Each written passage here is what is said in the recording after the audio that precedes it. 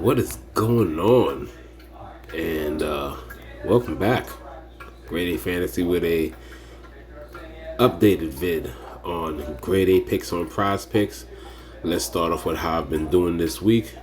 Hit this six flex just the other night, hockey wise.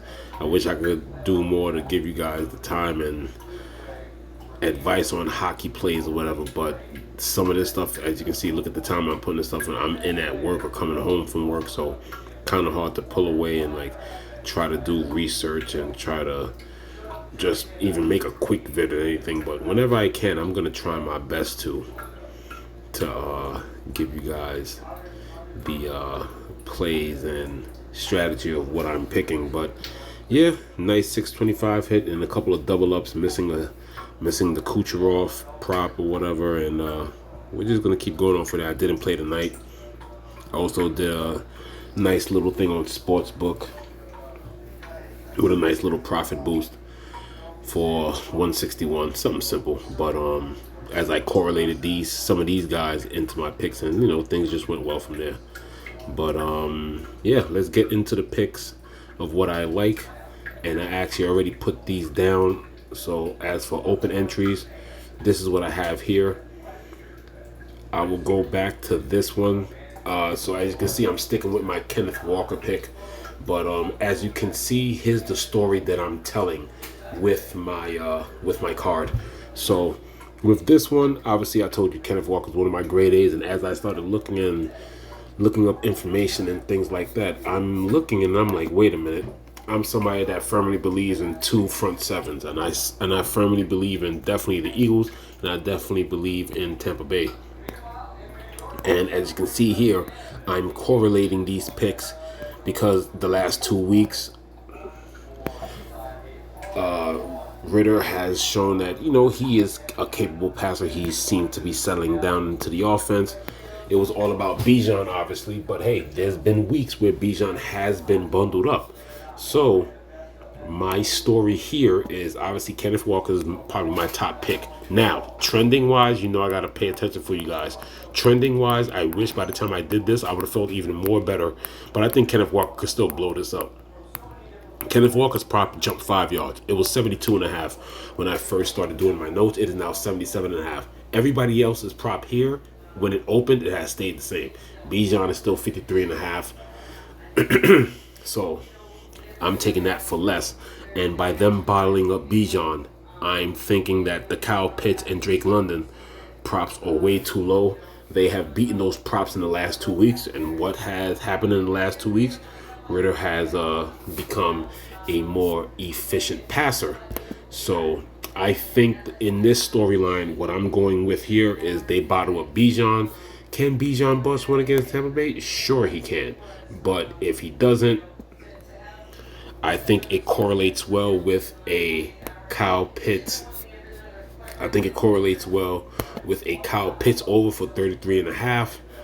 We'll look at his chart in a little bit, and then a Drake London also a 46.5. Like I said, I firmly believe in the pass funnel that the back four, back five of Tampa Bay had of what they are, and I've really been on target with that. That's helped me cash at least a little bit, whether the card hits or not.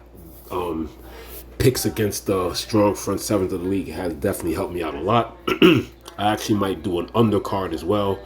If you saw the episode of Grady Picks on Prize Picks earlier this week, I also mentioned Pittman and Moore unders. I kind of like those unders as well. But yeah, that's my correlation play right there. If we want to see what they've been doing, if we want to see what these guys have been doing early in the week,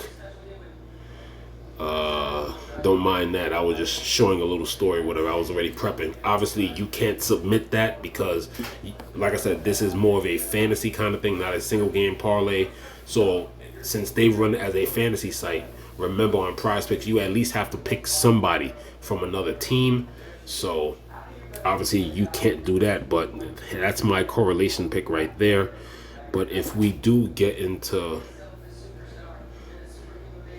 Drake London, his last 2 weeks, even against And Houston has been playing better, and Washington has been playing better. But Washington's another team like Tampa Bay.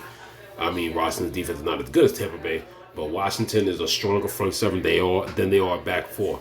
In the last 2 weeks, he's not now that Desmond Ritter has become more comfortable. I believe Drake London can continue this. I think he could have another week where, like how he had in Houston, he can damn near double this prop here. As you can see earlier in the year, 67, 31, and 28. Drake London also a young receiver with deep threat capability, so he could possibly beat this within two receptions. And then if we look at Pitts, I mean, fantasy-wise, I'm not really going to touch him that much. I mean, I'll take my chances on him. But for me, 33.5 in this matchup is way too low. I mean, even when technically he wasn't getting the ball, Carolina, he still beat this prop when it was all about Bijan and they barely let Desmond Ritter pass. Green Bay only 15 yards, but he's passed this prop substantially every time this week. So, and now that Desmond Ritter's passing better, and hey, it works a little better too because if they do bottle up Bijan, that's just more pass attempts from Ritter. Like I said, a couple of weeks ago, you probably didn't want Ritter throwing the ball like that, but now they're allowing Ritter to pass even more. So, I mean, I think it's a good correlation. I think it's a very good correlation card that I have here with Atlanta and my favorite prop of Kenneth Walker. Once again, if you want to get up on that Kenneth Walker one, I suggest you do that soon before they raise that even more. Like I said, that jumped a pure 5 yards. And then if you see here, I kind of correlated those picks again. And then I added another under, the DJ Moore under. That's a 5 pick. And if you're interested as well in your 6 pick card for a 25x entry, then what I would say is I wouldn't mind against that defense. I wouldn't mind adding a Michael Pittman under. But excuse me. But as you can see, well, not as you can see, but maybe his passing props, or I think his passing prop is up here. He should be up here, I think. Yeah, so he now has a prop of 2, 12, 15. And as you can see, after those first 3 weeks, they're really letting him loose. Now, as you can see, that's the yardage right there, 191, 201, 237. But Desmond Ritter, you would think the way the offense was going, Desmond Ritter is now being allowed to, excuse me, Desmond Ritter is now being allowed to sling the ball more. Yes, the offense still runs through Bijan, but when I did a little research and I'm looking at its game logs, the passing attempts have substantially gone up from September 10th, day 1 of the season. The attempts have gone like this. Let's just talk about September. I mean, I was kind of surprised that he actually got 38 attempts against the Lions. But then again, like I said, game script is going to command you to pass the ball late. But 18, 32, and 38. As soon as we hit October, it seems like that's when he started settling in. Yes, they still lost 23-7 to Jacksonville, but he still threw the ball 31 times, 1 touchdown, 2 interceptions. And now his completion percentage has consistently stayed 60 and above. 28 of 37 against Houston, 28-47 against Washington. And what do those two teams have in common? Once again, Houston, yes, they're substantial to the run, and somewhat better in the pass defense. But still, he still attacked Houston that deep. And then Washington is the same thing as what he's dealing with in Tampa Bay, with a nice front seven, but a weak back four. He threw for 307, but most importantly, this is fantasy, people, and he needs the attempts. For this card of what we're looking at, we're not worried about fantasy-wise. 2 touchdowns, 3 interceptions against Washington. The most important thing you need to know, though, 47 attempts. If he's throwing the ball 47 times, all I'm saying is that a card like this makes a lot of sense. So I will take my favorite pick, Kenneth Walker. Once again, that went from 72.5 to 77.5, and we're correlating Tampa Bay to bottle up Bijan, and we're correlating that into passes for Kyle Pitts, 33.5, 46.5. If we look back at those last two games, like I said, these are the last two games where he seems to have settled into the offense. I will look up the game log here against Houston. And against Houston, he found Kyle Pitts 7 times for 87 yards. Like I said, he had 37 attempts in that game. He also, and like I said, Bijan got bottled up in that game, 14 carries, 46 yards. So that's under the prop. And then pretty much they had to abandon the run, and he went on a passing tear. He likes to run himself. He ran himself for a 7-yard TD. He also got a 6-yard pass to Bijan. Like I said, Bijan's a double threat. So, I really like this card. It really just correlates and just makes a lot of sense with the way Atlanta has been playing the last couple weeks, and how Desmond Ritter has settled into the role of QB. Because, like I said, in September, they really didn't want him throwing the ball at all.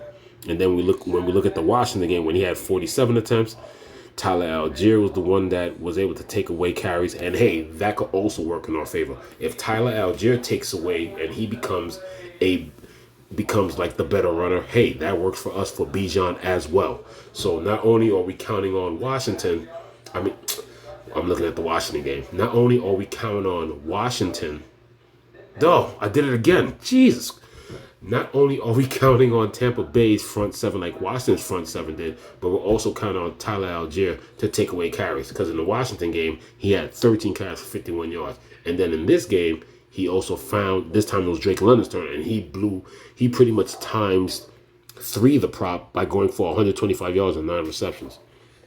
So, and then also Kyle Pitts also caught a 9-yard TD pass from him. So we're just looking for another bit of high volume, hopefully mid to high 30s. We don't need 47 or almost 50 passes, but for this kind of offense, yes, it's concentrated really into Drake London, Bijan in the passing game, and we're hoping for, once again, Tampa Bay to slow down Bijan and Tyler Algier to steal some carries. So right now, these are my cards right here. Once again, if you want to extend it to a 5 or 6 pick, my other 2 picks are the DJ Moore pick, and I haven't made the cards yet, but I do like Pittman's under with Minshew. Minshew's gonna gun it. It's a little bit risky. Can he catch a deep pass? Yeah, but like I said, I actually like the Moore one under, because Moore will be playing with a backup QB, and I mean, it's still a decent matchup, but Las Vegas has been playing, the defense has been playing better. And I think if they know they lock up DJ Moore, like how Minnesota put all that attention on Moore, then yeah. I mean, Moore still almost broke this prop last week, but then again, Justin Fields didn't get injured until mid to late third quarter. And then that game just totally changed. So that's what I like here. I think I'll probably come up with another video of what else I like for the rest of the week. Once again, there's more props that generated today. There'll be even more after the Thursday game goes away and those players go. But yeah, I know I talked about Cup. I mean, hey, if you don't want to sweat unders, maybe there's another prop that I said that I liked yesterday, the Lockett 56.5. Oh yeah, matter of fact, if you don't want to sweat an under, you might want to sweat this over. You know what's a good card? The correlation of the Atlanta players with Kenneth Walker, and then correlate that with Lockett. Lockett's prop went down 2 yards, and like I said, he's the deep threat, and his prop is less than Metcalf, and Metcalf's prop still hasn't moved from 60.5. So, Lockett with Seattle having a good matchup in Arizona, Lockett with a deep slant or even one deep throw can get 54.5. Sometimes that could be his touchdown score.